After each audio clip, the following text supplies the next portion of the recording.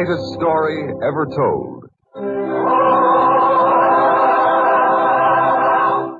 Presented by the United States Armed Forces Radio Service.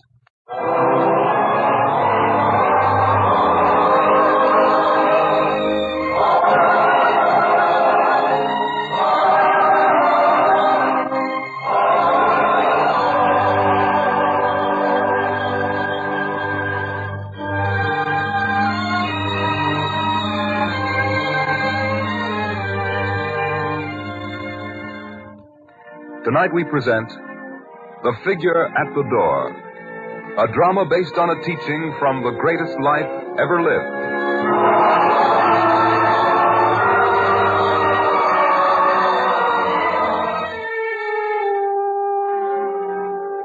In the town of Gabara in Galilee, two men stand watch a safe distance away from a great house. Their eyes are fixed on the door of that house, and suddenly it is opened. A face peers out, and then the door is shut instantly. One of the two watching men says to the other, "There, Malachi. You see?" "Yes, sir. It was Simeon's servant who opened the door and peered out." "Exactly. And did you notice how furtively it was done?" "Yes, I noticed that." "Good. That was all I wanted. Someone else to watch and see, and confirm my feeling about this thing. Now come. We shall go back to the marketplace. Yes, Come along. Sir, if I might ask, why did you take me from my work to have me stand there and watch Simeon's house with you? Because I had to make sure. Now that I am sure, the whole thing is quite clear to me. What thing? You couldn't figure it out, could you? But I have. What, sir? It occurred to me almost 2 weeks ago. That's the day the caravan arrived from Egypt. Usually Simeon would be down there in the marketplace trying to buy the best of everything, bidding against me. But he wasn't. I mocked that fact. Then I began watching and thinking. I haven't seen Simeon since then. Have you? No, sir. Well, then I asked myself, why? Why is he never seen anymore? You know as well as I that Simeon is the kind of man who likes to strut in public, who likes to appear in better garments than those I wear. It's true he's vain. True, too, that he vies with you for public attention and favor. Well, that makes the mystery all the more baffling. Why should such a man not appear in public for 2 whole weeks? Perhaps he's ill, sir. Then why should his illness be kept a secret? Unless my good friend Simeon has fallen victim to leprosy. What? Yes, Malachi, I'm sure of it. I'm sure Simeon is a victim of leprosy and is hiding in his own home, cared for by his own loyal servant, so no one else will discover it. If it's true, it's too bad, sir. Too bad. I don't know about that. Sir, what do you mean? Well, once and for all, it will settle the question of who is the leading citizen in this town. Once this is known, he'll be forced to leave here and wander the roads like all the other lepers. Then only one man will be spoken of as great here in Gabara. That will be me. Sir, might I Quiet, suggest... Malachi. Let me think. Now, we can do something about Simeon. We can tell the town authorities. They'd drag him out. They'd expel him from the town. Yes. I'll talk to them. Please, sir, don't do it. And why not? In the first place, it might not be true. And in the second place, if it is true, then Simeon needs help, not expulsion from the town. You would say that. Too soft. That's your trouble, Malachi. At least promise me not to do it for several days. Several days? Why? What difference would it make? Sir, the thing I mentioned now may not seem connected with this, but it is.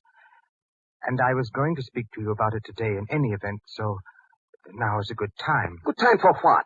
Ethan, could you advance to me some of the money I shall earn in the next few weeks? An advance of money? You, Malachi? I've never heard you ask for that before. No, sir. I'm an old man. I live alone. My needs are simple, but this time I do need money. Of course you shall have it, Malachi. Oh, thank you, sir. Wait. You've aroused my curiosity. Why do you need it? Well, sir, the master will be coming here to Gabara again.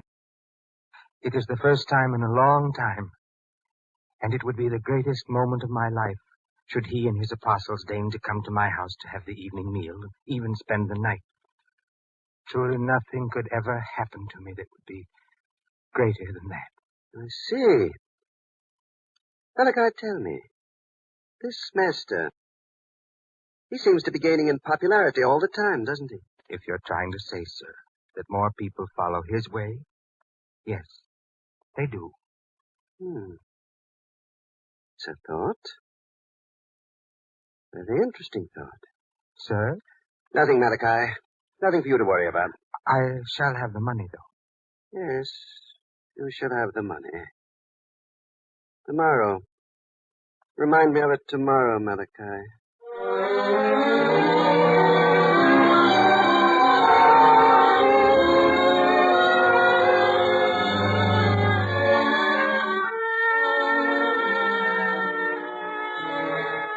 Sir. Ethan. Huh? Oh, Malachi. Well, what is it this time? Something you've come across in the marketplace? No, sir. Just that the day is almost over, and you've said nothing about what we talked of yesterday. Oh, you mean the money? Yes, sir. The way you've been wrapped in thought all day, I don't wonder you forgot. Is something troubling you, sir? Malachi, do you believe in dreams? Dreams? Oh, what do you mean? Do I believe? Can a dream mean anything? Oh, I know there are stories in the scriptures about dreams, Pharaoh's dreams, others. But could a dream of great meaning happen to me? Could it? Who knows where dreams come from? But the meaning of a dream. How does one determine that? I don't know. It was the strangest kind of dream. I was in my home. It was night. I was alone. Then there came a knock on the door. I went to answer. I called out, "Enter." And the door opened? No, the door didn't open. Suddenly I could see through the door, as though it had become transparent. There stood a man there, in a long robe, covered with dust as though he'd traveled far. I could see him, but he couldn't see me, and I could see his face clearly. It was a kind face, with deep and gentle eyes. Then I saw him knock on the door again.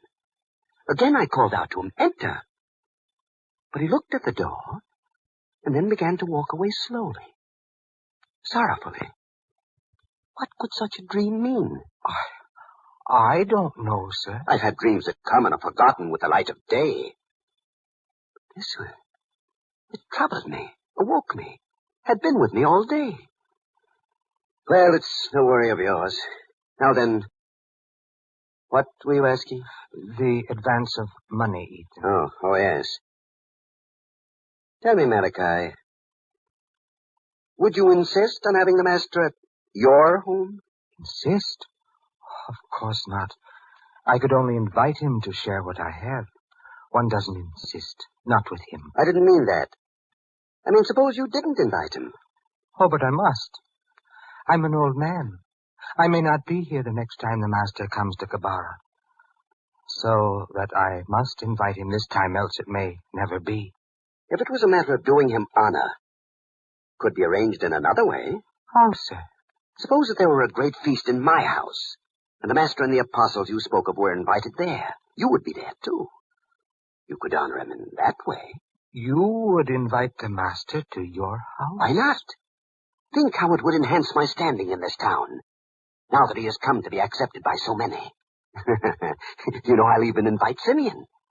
Perhaps when he fails to appear, it will cause others to ask the same question I asked.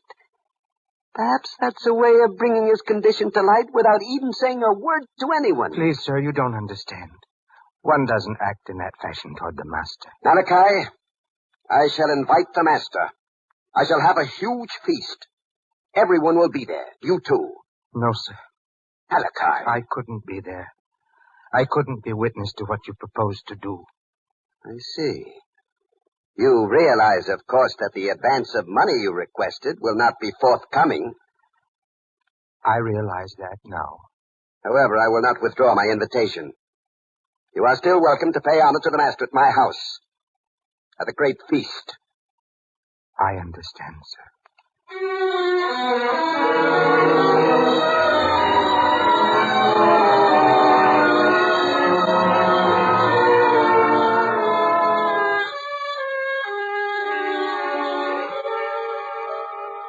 Ethan, is there anything else you wish to have done about the feast? Ethan? Oh, what is it, my dear? I was talking about the feast, but it seems you have something else on your mind. No, it's nothing. Ethan, last night as you slept, did you dream? What makes you ask that, Ruth? You called out. Not once, but several times. I called out? Yes, dear. You kept calling, enter, come in, the door is open. Such things as that. First you spoke softly, then your calls became angry, and finally frantic. I see. If there's something troubling you, you could tell me. Oh, it's only a dream. I've had it once before. It means nothing. Surely if it meant nothing, it wouldn't have disturbed you so. I tell you it means nothing.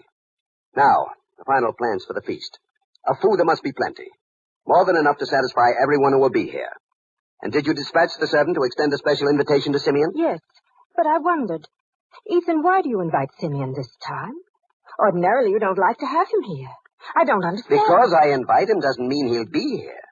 As a matter of fact, that might be just the reason I did invite him. That's a very curious thing. You see, it works even with you. Right now, this moment, you're wondering why Simeon won't be here, even though I invited him. Admit it, you are. Yes?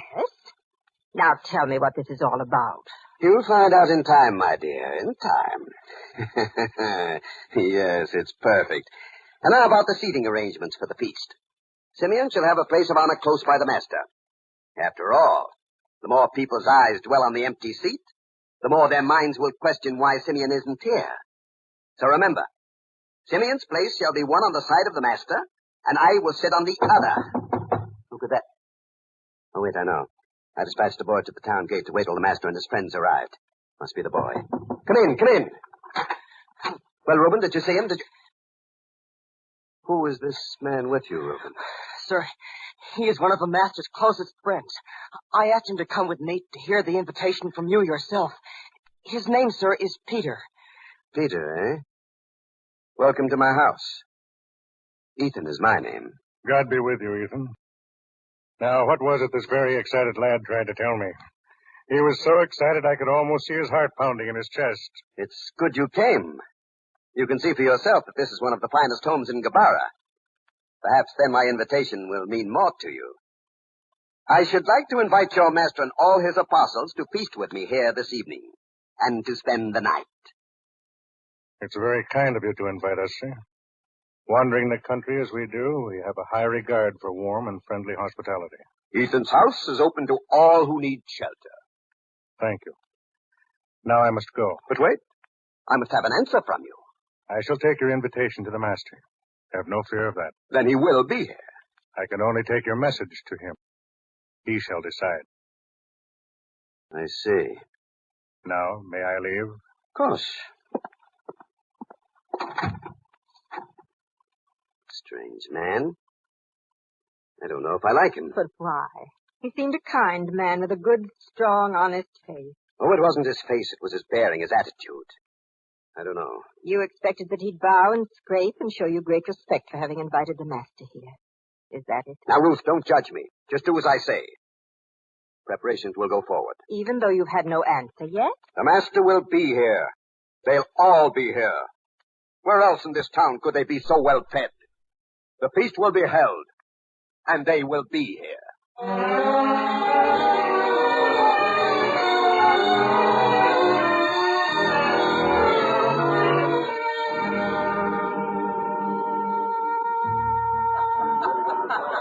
Yes, David.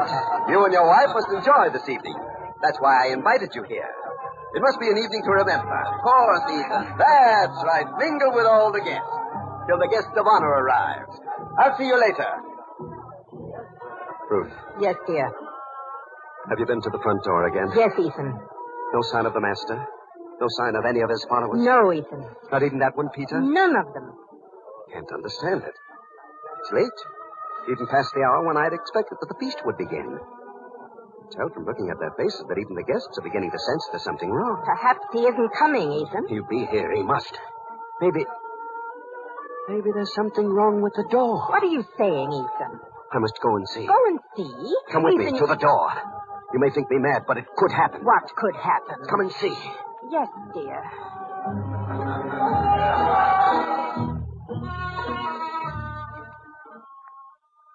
Ethan, I'm looking at the door.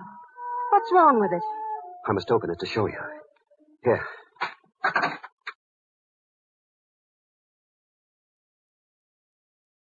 Well, Ethan, what's wrong? How different is the door now than it's ever been before? I don't know. Ethan, what is it? You're pale and fearful? I don't know if I ought to tell you. If you can tell anyone, it should be me. Yes. Yes, dear. Last night, the same dream again. The man knocking. I bidding him to enter, and he didn't. Again, I could see him through the door as though it were transparent. And I could see him disappear. Yet last night, the dream was different. After he had gone, I went to the door. I opened it. And I found that the latch on the outside of our door was gone. Not there at all. Gone? Yes. It was as though there never had been a latch on the door. What a strange thing to dream. That's why. Well, I thought, oh, it can't have anything to do with it. The latch is there. The other guests found it. It's foolish, very foolish. Except, Yes, dear. in the dream, after I discovered the latch was missing from the outside of the door, I ran out. I followed the figure down the street. I called to him. I asked him to return. And he turned to me and said something and walked on. What did he say? What's the trouble? I can't remember. I just can't remember. Well, we might as well go back into the main hall and wait with our guests. But if the master doesn't arrive... He must arrive. We'll wait.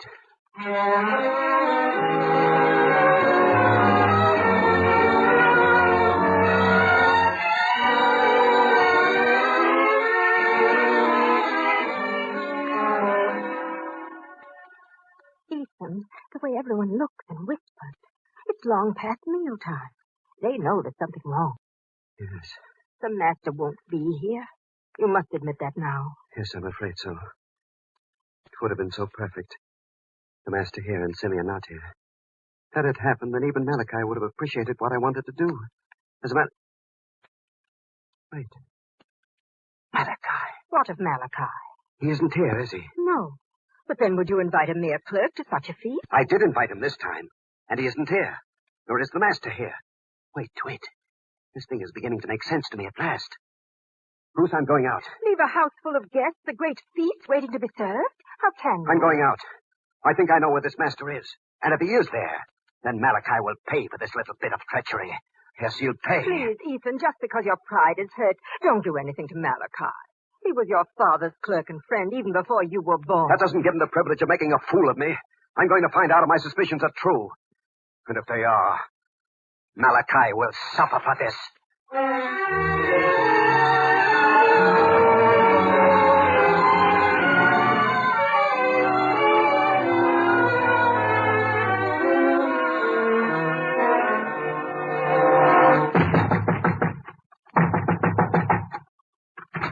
Yes, friend, who... Ethan. Yes, Malachi. It's me. Why, Ethan, what are you doing here? Don't pretend you don't know. Let me in. Oh, no, Ethan, I'm afraid I can't do that. The master is here and he teaches. I shouldn't want a man as angry as you are to burst in at such a moment. Then he is here, just as I thought. Despite the fact that you knew I wanted him to feast at my house, you invited him here. That's the strange part, Ethan. I didn't invite him. You didn't invite him, yet he's here? How do you explain that? He came to me. He asked to eat here, to spend the night here. And I suppose you spread a lavish feast for him, quite by chance, too. Feast? We had only bread and some milk. But the master seemed quite satisfied with such a little. He came here of his own choice to eat bread and milk, when he knew I had a great feast prepared for him. I don't believe it. I give you my word. Malachi, I think you lie. Ethan, please. And not only do I think so, but I shall accuse you to your own friend, the master. I shall tell him what kind of treacherous man you are. Ethan, you're making a great mistake. Stand aside, Malachi. Ethan, no. Don't go in there. Don't do it, please. Ethan! Master! Master, I must talk to you. Sir, please. Master's in the midst of teaching. You, Peter, I recognize you, even if you don't remember me. I'm the man who invited the master to a feast at my house. I remember. But he wasn't there. He chose this place, sir. So I understand. And I want to know why. The master is not called upon to explain his actions to anyone, save to a power greater than any on this earth. Perhaps you don't think so, but I do. Master, I don't know which one you are. I've never seen you before. But they say you prize very highly truth and virtue, and honesty and faith. Yet you have chosen to come here to the house of a man who is dishonest, in preference to coming to my house. Ethan, you shouldn't have said that. You lied to me only a moment ago, standing there at the door. But I didn't lie. I said the master asked to come here, and he did. That's right, he did. I know that, Ethan. I don't believe it. Not unless I hear it from the master. Which one is he that I may ask him for myself? There, Eve. There is the master. Well then, master,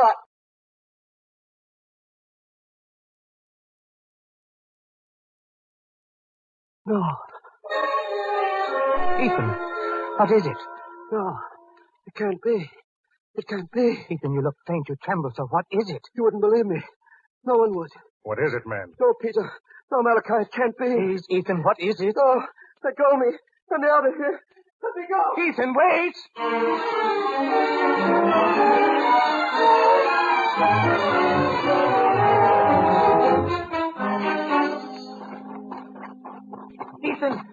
Ethan, wait.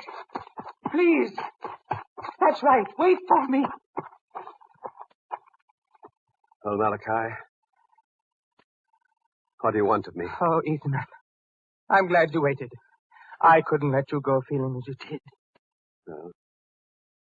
I'm convinced the master chose to come to your house without invitation. I know that now. Is that what made you turn pale and tremble? Made you run from my house like a guilty man? Was it so obvious? Yes, Ethan. Now, tell me. Why? Those dreams I had. The figure at the door. The figure that knocked and wouldn't enter when I invited him. That figure was the master. I knew it when I saw his face this evening. Oh. And as I looked upon the master's face, the words spoken to me in the dream all came back suddenly. I heard them as clearly as I heard them in my dream.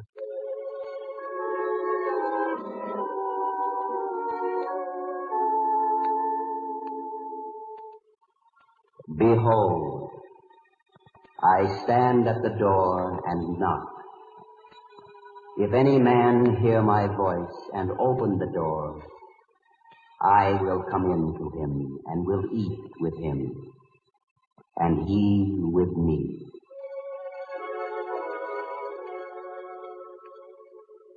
That's what I heard in my dream. And he was the figure. I see. Malachi, there was more. In the dream, there was no handle on the outside of my door. Why? Can you tell me, Malachi? I'm beginning to understand. In the dream, it was a door. But in your own self, it is your heart. Just as in the dream, the door could only be opened from within because there was no latch on the outside. So your heart cannot admit the master unless you open it to him from within yourself. The latch to a man's heart is within him. Yes. Now I know what the dream meant to tell me. I'm just not worthy. Not worthy at all. Good night, Malachi. No, wait. You yourself said it's something which must come from within a man. And I failed that way. No man has failed till he gives up. You're not lost. What can I do? How can I open my heart to the master? By goodwill toward the master and toward others. By overcoming hatred. By forgiving. By living a good life in keeping with his word. I see. I only threw wide the doors of my great house to him. I tried to tempt him with lavish foods. But he chose to eat bread and milk in your house, where there is kindness and goodwill and a benevolent spirit. He chose well, Malachi. I'm not worthy. I only meant to enhance my prestige by the master's presence. I meant, too, to do harm to Simeon. And in spite of that, you say I'm not lost? No, Ethan. There's still time and still a chance to change. You really think so? Yes. How? Some act, some good deed, some... Wait. I know. Yes, Ethan. Has something occurred to you? If I could bring myself to do it. You mean Simeon? Yes. You said yourself it's help that he needs, not expulsion from the town. Well, I could bring him to your house, to the master. He'd find help there. That's right, Ethan. But you know how I've always hated Simeon. Then, isn't this the best time to open your soul from within to Simeon and to the master as well? Isn't it, Ethan? Yes, Malachi. Yes. Though it'd be difficult for me to do it, I will. I shall go to Simeon's house now and bring him back. The master shall cure him, and me too. You see, the door to my heart is beginning to open already. Yes, with his words.